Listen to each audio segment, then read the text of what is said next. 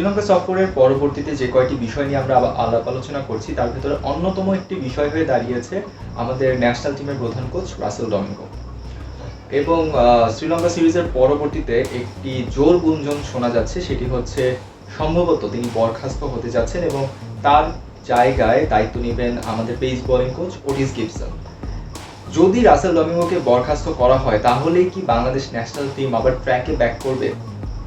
আমাদের যেই পাস্ট কয়েকটা সিরিজের রেজাল্ট বা টেস্ট ম্যাচে যে আমরা কন্টিনিউয়াসলি বাজে পারফর্ম করে যাচ্ছি, এই জিনিসটা থেকে কি উত্তরণ হবে?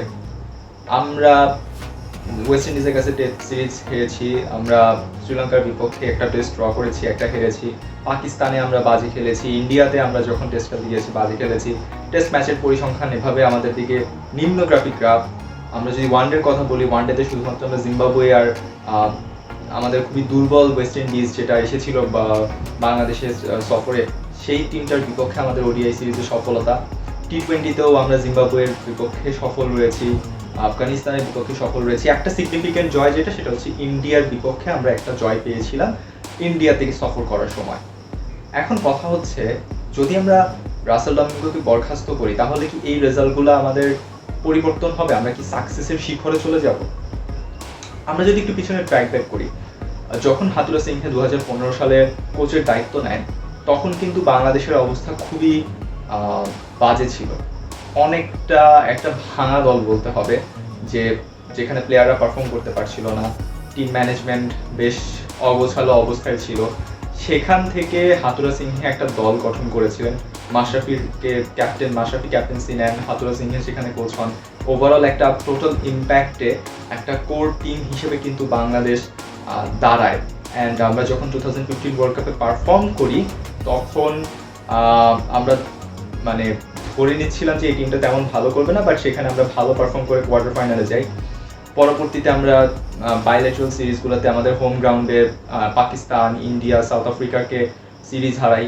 2017-এ আমরা চ্যাম্পিয়ন্স ট্রফির সেমিফাইনাল যাই হাতুরা সিংহের আমলে। পরবর্তীতে ব্যক্তিগত কারণে এবং অন্যান্য নানান ইস্যুতে হাতুরা সিংহে নিজেই পদত্যাগ করে যান। এর পরবর্তীতে কিন্তু স্থলাভিষিক্ত হন স্টিভ রোডস, অর্থাৎ হাতুরা সিংহের পরবর্তীতে কোচিং প্যানেলের দায়িত্ব নেন স্টিভ রোডসের আমলেও কিন্তু আমরা সফল ছিলাম। আমরা যদি 2018 এশিয়া কাপের কথা বলি, সেখানে আমরা কিন্তু তামিম ইনজুর্ড হয়ে যায় প্রথম ম্যাচে, সাকিব আল হাসান তার আঙ্গুলের ইনজুরির কারণে ওই সফর থেকে ওই ইনফ্যাক্ট টুর্নামেন্ট থেকে ছিটকে যায়। সেখানে তামিম সাকিব বিহীন একটা দল নিয়ে স্টিভ রোডস কিন্তু ফাইনালে নিয়ে গিয়েছিল। স্টিভ রোডসের সেই দলটা ফাইনাল খেলেছিল।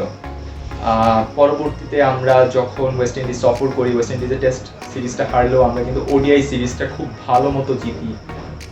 ওয়েস্ট ইন্ডিজের বিপক্ষে টি-20 সিরিজটাও আমরা ওয়েস্ট ইন্ডিজের সফররত অবস্থায় সেই সিরিজটা জয়লাভ করি। আর যখন আমরা স্টিভ রোডসকে বরখাস্ত করলাম, সেটার পেছনে আমরা কারণ নিলাম 2019 সালে বিশ্বকাপের ব্যর্থতা। 2019 সালে বিশ্বকাপের ব্যর্থতার যদি কথা বলি, সেখানে স্টিভ রোডসের আসলে ভূমিকা কতটুকু ছিল বা গাফলতি আসলেই কতটুকু ছিল, তাকে কাঠগড়ায় দাঁড় করানো হয়েছিল দুটো বা তিনটে প্রধান কারণ হিসেবে। একটা ছিল ইন্ডিয়ার বিপক্ষে যে ম্যাচটা হয়েছিল, সেখানে তিনি একটা ছুটি দিয়েছিলেন প্লেয়ারদেরকে, জাস্ট ফর দ্য মেন্টাল রিল্যাক্সেশনের দিক থেকে তিনি চিন্তা করে ছুটিটা হয়তো দিয়েছিলেন। সেই ছুটিটাকে অনেক বিতর্কিত সিদ্ধান্ত হিসেবে দেখা হয়। পরবর্তীতে তার প্লেয়ার ম্যানেজমেন্টের ক্ষেত্রে, অর্থাৎ প্লেয়াররা তার কথা শুনে না দলে, তাকে তিনি যখন কোনো প্ল্যান এক্সিকিউশনের কথা বলে বা তিনি যখন অ্যাকচুয়ালি কোনো একটা প্রপার গাইডেন্স দিচ্ছেন একটা প্লেয়ারকে, প্লেয়ার সেই কথাটাকে আমলে নিচ্ছেন না। প্লেয়ারদের স্বেচ্ছাচারিতাটা আসলে বেশি, প্লেয়ারদের কর্তৃত্বের কথা যেটা বলি সেটা নাকি বেশি হয়ে যাচ্ছিল। এই কারণে আমরা কিন্তু স্টিভ রোডসকে বরখাস্ত করি এবং এর পরবর্তীতে যে কোচটা আমরা নিয়োগ দিতে চেয়েছিলাম, সেখানে আমরা বেশ খানিকটা সময় নিয়েছিলাম। আমরা মাইক হেসনকে আনতে চেয়েছিলাম, আমরা সেখানে লিস্টেড অনেক হাই প্রোফাইল কোচকে রেখেছিলাম, যেখান থেকে আমরা ধারণা করে নিচ্ছিলাম যে হয়তো এই হাই প্রোফাইল কোচদের ভেতর থেকে কেউ একজন বাংলাদেশ ন্যাশনাল টিমের দায়িত্ব নেবেন। কিন্তু রাসেল ডমিঙ্গো, যে কিনা সাউথ আফ্রিকার সাবেক কোচ ছিলেন, তিনি আসলে অ্যাপ্লাই করেছিলেন এইচপি টিমের জন্য, অর্থাৎ বয়স ভিত্তিক যে দলটা রয়েছে বা এ টিম রয়েছে, সেই দলগুলো নিয়ে অ্যাকচুয়ালি তিনি কাজ করতে চেয়েছিলেন।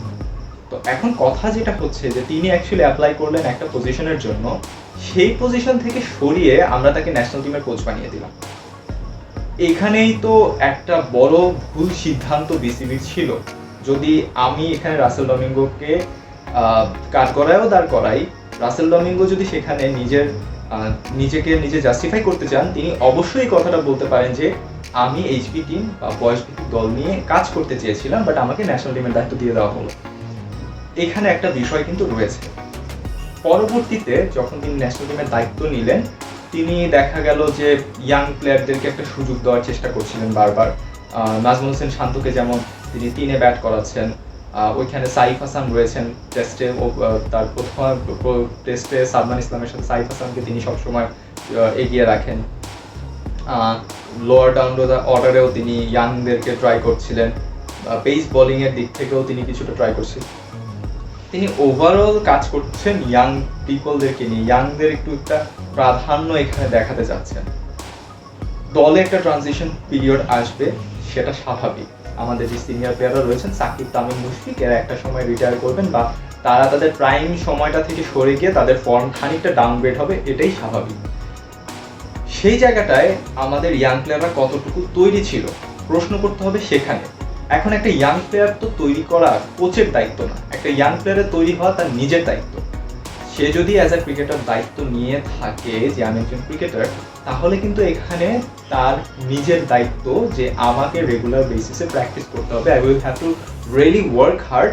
যখন একজন সিনিয়র প্লেয়ারের, যাতে করে কি হয়, একটা সিনিয়র প্লেয়ারের ফর্ম যদি পড়তির দিকে থাকে, আমি যেন সেই স্পটটাকে গ্র্যাব করতে পারি। This is should be a mentality of a young cricketer. But আমাদের এই ইয়াং ক্রিকেটার লিটন কুমার দাস যদি বলি, সৌম্য সরকার যদি বলি, আমি যদি নাজমুল হোসেন শান্তর কথা বলি, কয়জন এই মানসিকতা রাখে? এই মানসিকতাটা কয়জন নিজের ভিতরে ধারণ করে যে একটা সিনিয়র প্লেয়ারের ফর্ম যদি পড়তির দিকে হয়, আমি যদি ফিট থাকি, আমি যদি টপ অফ মাই ফর্মে থাকি, আমি যাতে সেই অপরচুনিটিটা গ্র্যাব করতে পারি এবং এই জায়গাটা নিয়ে আমি স্পট অন হতে পারি। এই মেন্টালিটিটা তো আপনাকে বিসিবি করে দিবে না, এই মেন্টালিটি তো আপনাকে কোচ করে দিবে না। এই মেন্টালিটি থাকতে হবে আপনার নিজের, আর এই তাগিদটা থাকতেই হবে আপনার নিজের। সেখানে আমাদের ইয়াং প্লেয়াররা কিন্তু সেই দায়িত্বটা নেয়নি। যে কারণে যখন এই ইয়াং প্লেয়ারদের সুযোগটা দেওয়া হচ্ছে, যখন একটা প্লেয়ার হয়তো মাহমুদুল্লাহর কথা যদি আমরা বলি, মাহমুদুল্লাহ ইনজুর্ড, তার জায়গায় যখন আমি আরেকজনকে সুযোগ দিচ্ছি, সে কিন্তু অপরচুনিটি গ্র্যাব করছে না। This is the point. And যখন অপরচুনিটি গ্র্যাব করছে না, সে নিজে তো তৈরি না, সে তো এখানে গিয়ে প্রথম ম্যাচ থেকে তাহলে পারফর্ম করতে পারবে না। এখানে প্লেয়ারেরও খানিকটা দোষ রয়েছে। হ্যাঁ, এক্ষেত্রে রাসেল ডমিঙ্গো কি করতে পারতো? রাসেল ডমিঙ্গো যে কাজটা করতে পারতো সেটা হচ্ছে একটা প্লেয়ারের ইনভলভমেন্ট হওয়া, প্লেয়ারের সাথে ইনভলভ হওয়াটা।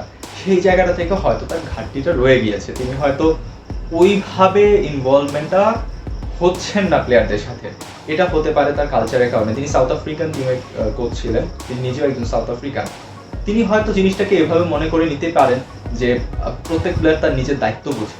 বাট আমাদের দেশের ক্রিকেট কালচার হয়তো জিনিসটা এরকম না। যদি কোচ কাউকে গাইড করে না দেয় পার্টিকুলারলি, তাহলে হয়তো সে তার দায়িত্বটা বুঝেই না যে আমার কি দায়িত্ব। অতএব এইখানে যে কোচেরই 100% দোষ এমনটা কিন্তু নয়। আর আমরা যদি এখন রাসেল ডমিঙ্গোকে বরখাস্ত করিও, জিনিসটা অনেকটা এরকম দাঁড়াবে যে বাংলাদেশ ন্যাশনাল টিম ব্যর্থ হচ্ছে, আমরা কোচকে স্যাক করলাম, নতুন একটা কোচ আসলো, তিনি হয়তো প্রথম কয়েকটা সিরিজ জিতলো, অ্যান্ড যদি জিতে যায় তাহলে হচ্ছে তখন রাসেল ডমিঙ্গোর দোষ ছিল, এটা স্ট্যাবলিশ হবে। আর যদি হারে, তখন আপনি কিসের দোষ দিবেন? তখন কি আপনি প্লেয়ারের দোষ দিবেন নাকি তখনও কোচেরই দোষ দিবেন? যদি এই কালচারটা আপনি রাউন্ড অ্যান্ড রাউন্ড করতে থাকেন, তাহলে আপনার ক্রিকেট কখনো আগাবে না, আপনার দেশের ক্রিকেট কখনো ভালোর দিকে যাবে না। This is a very vital point, এটা আমাদেরকে বুঝতে হবে। এবং ওভারঅল যদি এখন একটা সামগ্রিকতার দিক থেকে চিন্তা করি, রাসেল ডমিঙ্গোকে যদি বাংলাদেশ ন্যাশনাল টিম বরখাস্ত করেই দেয় এবং ধরে নিলাম ওটিস গিবসনকে তার স্থলাভিষিক্ত করা হলো।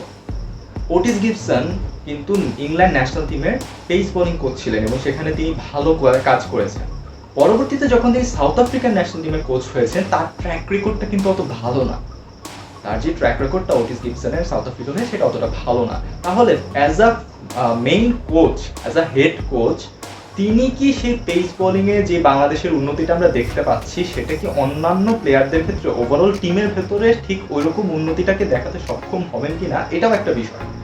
তবে ওটিস গিবসনের ক্ষেত্রে সব থেকে পজিটিভ যে বিষয়টা, সেটা হচ্ছে প্লেয়ারদের সাথে ইনভলভমেন্ট, যেটা রাসেল ডমিঙ্গোর ওই পর্যায়ে নেই। আমরা শ্রীলঙ্কা সিরিজের যদি কথা বলি বা ওয়েস্ট ইন্ডিজ সিরিজেও যদি আমি বলি, ওটিস গিবসন প্রত্যেকটা সময় একটা পেসারের সাথে থাকছেন, পেসারকে বেশ উদ্বুদ্ধ করার চেষ্টা করছেন, টিপস দিচ্ছেন, বলছেন, ডিরেকশন দিচ্ছেন। এই ইনভলভমেন্টটা যদি উনি অন্যান্য প্লেয়ারদের সাথে করতে পারেন তাহলে হয়তো একটা সফলতা আসলেও আসতে পারে। বাট সেটা আমরা কিন্তু আবার ইফস অ্যান্ড বাটস, মানে হতে পারে বা এই আমরা ভবিষ্যতের কথা বলছি, বাট হবে এমনটা কিন্তু আমরা বলতে পারছি না। অতএব এই মুহূর্তে যদি আমাকে বলা হয় যে রাসেল ডমিঙ্গোকে কি বরখাস্ত করলে সমাধান হবে কিনা, সেক্ষেত্রে আমার উত্তর একটাই হবে। দেখুন, আপনি যদি নিজের শর্ট টার্ম প্ল্যানিংয়ে থাকেন, আপনার ক্রিকেটের যদি ওভারঅল সামগ্রিক উন্নয়নের চিন্তা না থাকে, তাহলে আপনি একের পর এক কোচ স্যাক করে যেতে পারেন। বাট আপনি যদি অ্যাকচুয়ালি প্রবলেমটা বুঝেন, সেই জায়গায় কাজ করেন। আর এই মুহূর্তে রাসেল ডমিঙ্গোর স্যাকের চেয়েও সব থেকে বড় যেই মানুষটার পরিবর্তন দরকার সেটা হচ্ছে আমাদের ফিল্ডিং কোচ। আমাদের ন্যাশনাল টিমের যে ফিল্ডিং কোচ রায়ান কুক, 2019 সালে বিশ্বকাপে ব্যর্থতার দায় দেওয়া হয়েছিল স্টিভ রোডসকে, বাট তার থেকেও বেশি ব্যর্থতার দায় আমার মনে হয় রায়ান কুকের উপরে বর্তায়। আমাদের ফিল্ডিং খুবই বাজে ছিল 2019 বিশ্বকাপে এবং সেখানে আমরা পিছিয়ে গিয়েছি। অস্ট্রেলিয়ার সাথে ম্যাচ, ইন্ডিয়ার সাথে ম্যাচ, পাকিস্তানের সাথে ম্যাচ, প্রত্যেকটা ম্যাচে, নিউজিল্যান্ডের সাথে ম্যাচ, প্রত্যেকটা ম্যাচে আমরা কিন্তু পিছিয়ে গেছি ফিল্ডিংয়ের জন্য। অতএব বিষয়টা যেখানে প্রবলেম সেখানে হিট করা উচিত আমার মনে হয়। প্রধান কোচই সবসময় ভুল, প্রধান কোচের কারণেই টিম খারাপ করে, বিষয়টা কিন্তু এমন না। ব্যাটিং করছে ব্যর্থতার জন্য আপনি যদি এখন প্রধান কোচকে বরখাস্ত করেন, সেটা তো তার প্রতি একটা ইনজাস্টিস করা হবে। অ্যান্ড যদি এই ইনজাস্টিসটা বিসিবি বারবার করতে থাকে এবং শর্ট টার্ম গোল নিয়েই কাজ করে, তাহলে আপনি কখনো একটা ওভারঅল ক্রিকেট জায়ান্ট হিসেবে নিজেকে স্টাবলিশ করতে পারবেন না। অতএব আমার মনে হয় বিসিবির উচিত প্রধান যেই জায়গাটাকে আর রয়েছে বা যেই সেক্টরগুলোতে অ্যাকচুয়ালি বাংলাদেশ সাফার করে, সেই জায়গাটা ভালোভাবে সাজানো। আমি বলছি না যে আপনি ফার্স্ট ক্লাস ক্রিকেটে আজকে থেকেই আপনি পেস বোলিং পিচ বানিয়ে ফেলেন, আপনি ইয়ে করেন সেই করেন, আমি এটা বলছি না। বাট কিছুটা কাজ আসলে যদি চায় বিসিবি তাহলে শুরু করতে পারে, সেটার জন্য প্রধান কোচকে বরখাস্ত করাটাই মেইন রিজন নয়। অতএব সময় বলে দিবে রাসেল ডমিঙ্গো কি বাংলাদেশ টিমের হেড কোচ থাকছে কিনা, সেটা বলে দিবে সময়। আপনারা আপনাদের মতামত জানিয়ে দিবেন, ভিডিওটা ভালো লাগলে শেয়ার করবেন। Thank you.